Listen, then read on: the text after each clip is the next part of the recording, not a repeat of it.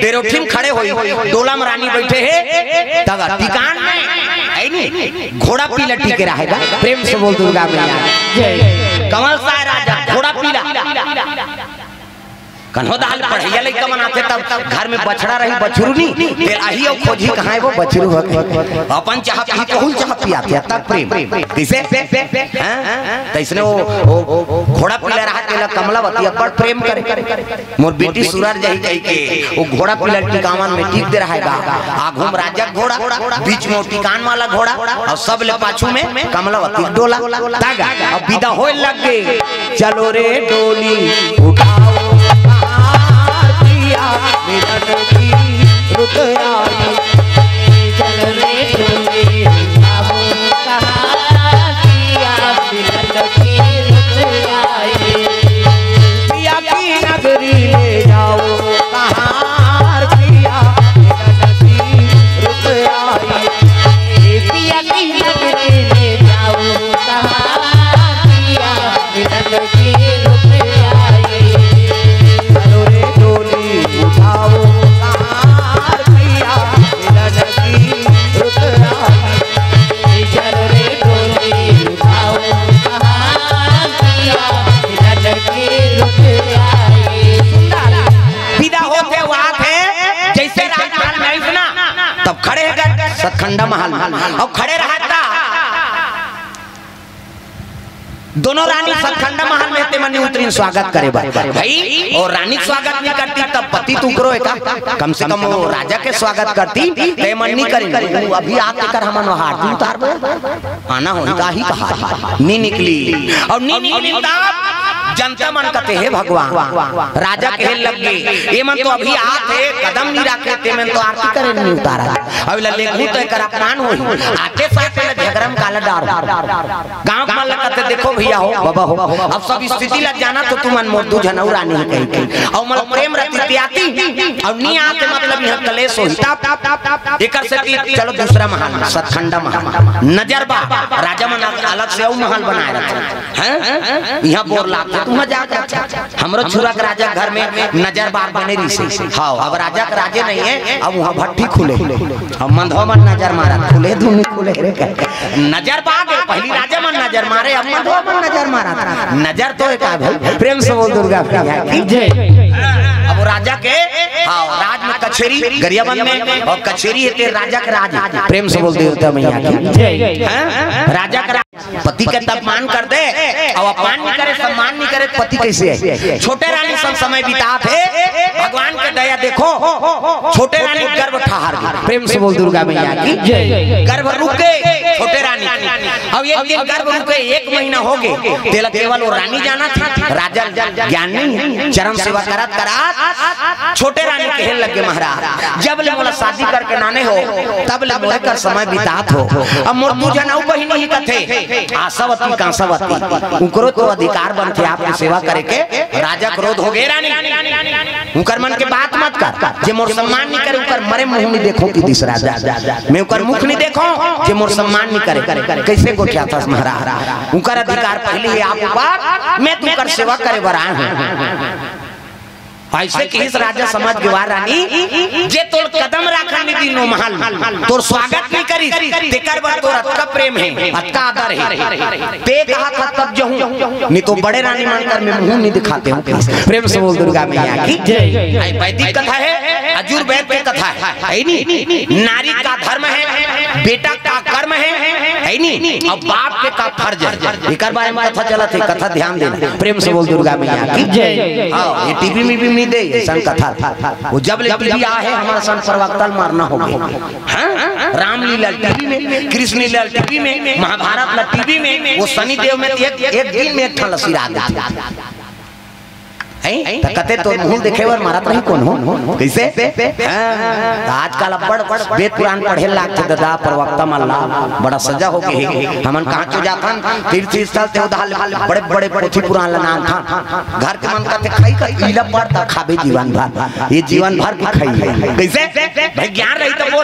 बोलबे तब हां ओकर से भगवान की कृपा होई और कृपा होई तो जीवन सुधारी और जलेबी का खाबे अभी भुला दे ते कल ये वाला खाई खाओ प्रेम प्रेम से बोल दुर्गा मैया की जय। ये जीवन भर के खजाने।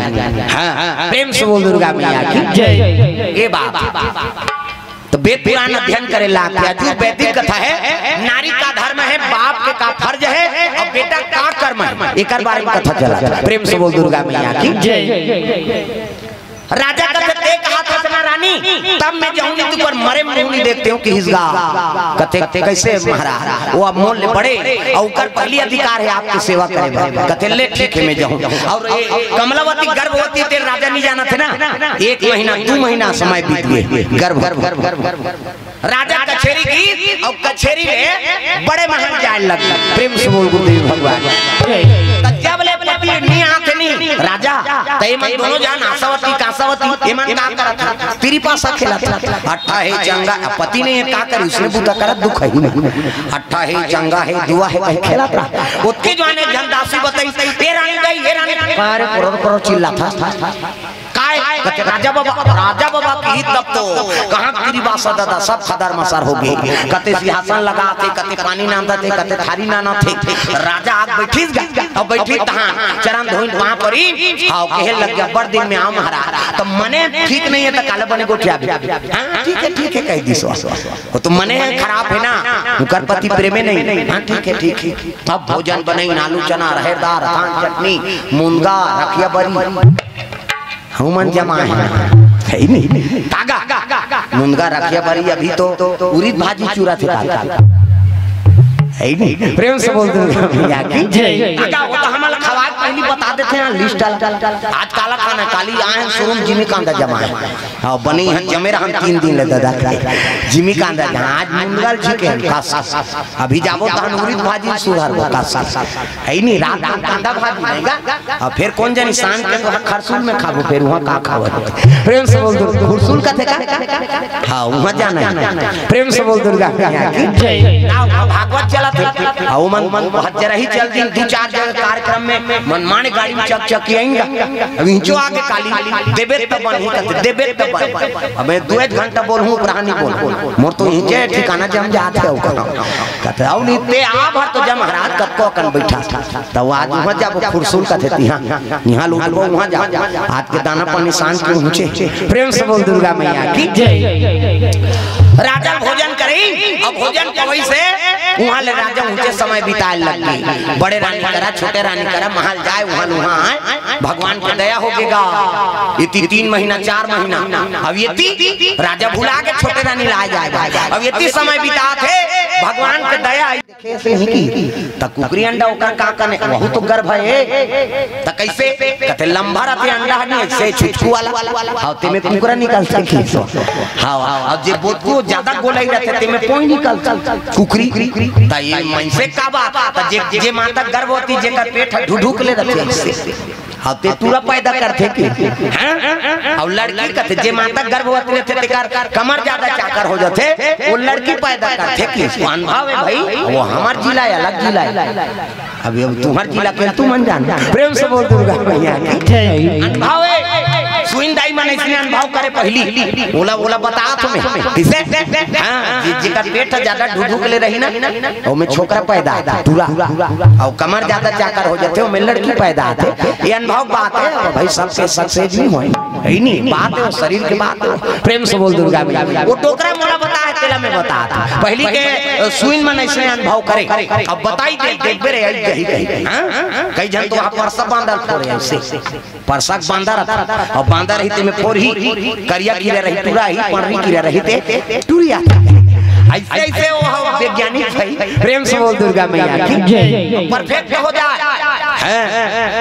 तो विचार करने वाला मन कई ठन से कम विचार दी कई जन ऐसे नरियल धर के विचार देते कई ठन है नहीं काकरो ऐसे हाथे धरियो विचार दी भाई अपन अपन शक्ति हो। प्रेम से बोल दुर्गा मैया की जय। अब वो ज्ञान हो हां वो नहीं है कहीं नहीं कहां उमे तो हमार भूखा मन चले हो अभी मन वाला थोड़े झूठ लाभो भाई। प्रेम से बोल दुर्गा मैया की जय। ये बात अनुभव दासी मन का देखते रहे आई नहीं पहली आई बहिनी तो चलो रानी गई माला बताबो हां दौड़ी दासी मन गा। प्रेम से बोल गुरुदेव भगवान जय। अरे रानी मैया अरे जल्दी आओ